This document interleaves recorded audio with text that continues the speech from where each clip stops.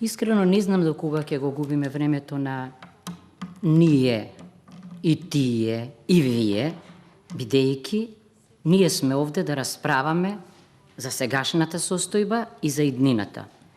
И крајно време еднаш да речеме дека тоа што сте го правеле вие, никогаш нема да го направиме ние. Ама да велиме, вие го правевте, имаме право и ние да го повториме, мислам дека е политички бесплодно. Ке се држам до стратегијата и неколку сакам само поенти. На линија на она што председателката го кажа и мислам дека антикорупцијската комисија нема потреба од адвокати, знае како да ги тера работите, еве што сакам само да потенцирам. Велите дека стратегијата е пресвртница и дека со неа ќе почне нова ера. Да бидам искрена, стратегијата се уште е перцепција.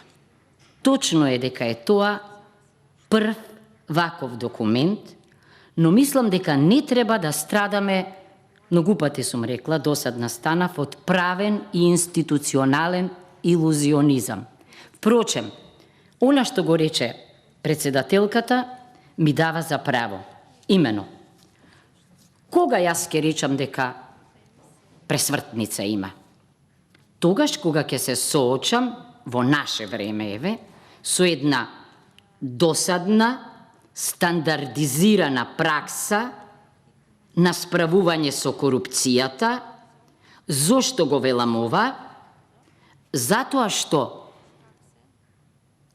моментот кога ќе биде ирелевантно кој е на власт, а државата ќе функционира, ќе биде вистински момент на пресвртница. Ама за тоа е потребно нешто, како се вика тоа фамозно министерство, какво што морам да кажам не постои никаде во Европа, не знам чиј предлог беше, како за борба со корупција, развој и човечки ресурси. Сега кога ќе одиме во носители на борбата против корупцијата и судирите на интересите, го нема тоа министерство. И морам да кажам дека имам проблем тоа, штом постои министерство, тоа не може да влезе во другите институции, вклучени и така натаму. Ама јас одма ќе кажам нешто дека целата европска пракса, и мината и современа, покажува дека најголеми потенцијални клиенти за антикорупцијските комисии се оние кои поседуваат најголема моќ, а тоа се министрите. Тоа е прво.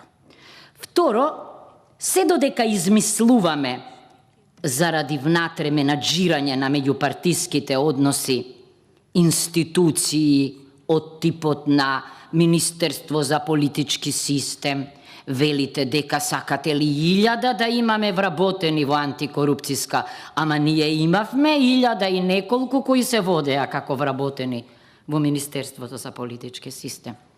Ја заборавивме ли таа приказна? Значи,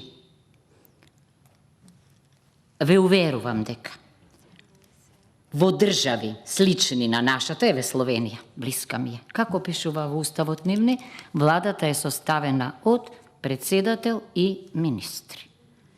И вели, на првата седница од редот на министрите се избира оној кој што ќе го заменува премиерот кога е спречен или пак ќе му довери надлежност што е негова. Ајде сега споредете го ова, па да видите дали и во ваквите ситуации не создаваме плодна почва, извинете за употреба на интереси политички, ако сакате и за клиентеризам, па и ако сакате за корупција и криминал. Тоа е првото. Примерите што ги дадовте вие многу се индикативни. Еве, јас ќе кажам 2. Зошто ние наместо да зборуваме... Сакам да ја прашам, реплицирате на Снежана или имате говор? На Снежана. Во ред. Зошто ние, значи, наместо да зборуваме за пресвртници, нормативни, стратешки, институционални, треба да зборуваме за реални.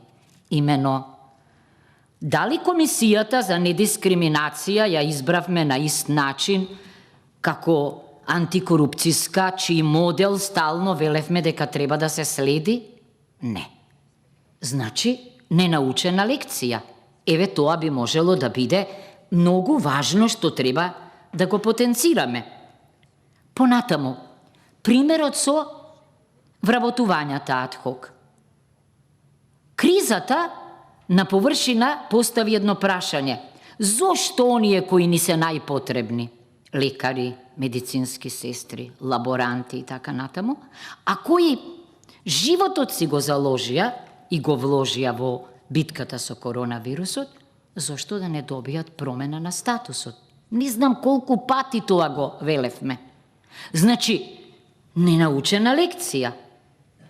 Ете тогаш ќе можеме да зборуваме ние дека на вистина пресвртот е направен. Јас подосна ќе зборувам за стратегијата, меѓутоа не можам да не кажам дека не сте вие волшебници, не се вработените, ниту сепак членовите на комисијата волшебници.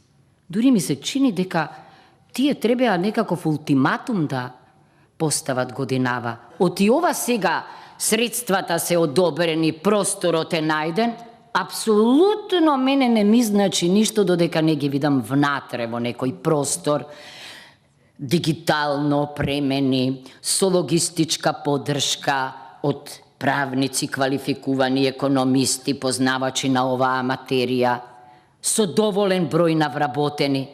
Значи, мора, особено ако сте воспоставиле Министерство за борба со корупција, па нема поголем приоритет од тоа да создадете амбиент во кој што оваа стратегија ќе може да се остварува. Толку само сакав. Ве молам, значи, доста веќе со тие освежување на мемории. Дајте од нас да почнеме. Од нас, бидејќи, значи, колку сме ние неколку месеци да речеме дека ние овде без оглед на статус, власт или опозиција, без оглед на било каква припадност, ќе направиме све за тоа што е закон, стратегија, правна рамка да биде основ за политика во границите на правото, а кога има политика во границите на правото, тогаш, значи, ќе можеме ние да зборуваме за успеси во битката со непотизмот, со корупцијата, со криминалот и така натаму. Иначе да не ве враќам назад. Свежи ни се примерите. Да не зборуваме колку луѓе по партиски и политички пат и не знам по кој пат се најдоа од едно на друго место, од една јавно предпријатие, во друго од една агенција, од едно регулаторно тело. Па тоа е волшебниот круг на корупцијата. Прво стручност и компетентност, се разбира и почитување на правична и соодветна застапеност, ама прво стручност и компетентност. Прави луѓе на право место. Тогаш мислам дека нема да имаме проблеми. Значи, мораме да бидеме самокритични. Јас не сакам сега, ама ќе ви набројам барем 10 закони во чие донесување сме учествувале, кои се плодна почва за корупција и криминал. А да не говорам на начинот на кој ги донесовме, бидејќи овде го пишува и тоа. Тоа е за сега, се разбира, јас кога ќе земам збор, ќе кажам што мислам за стратегија.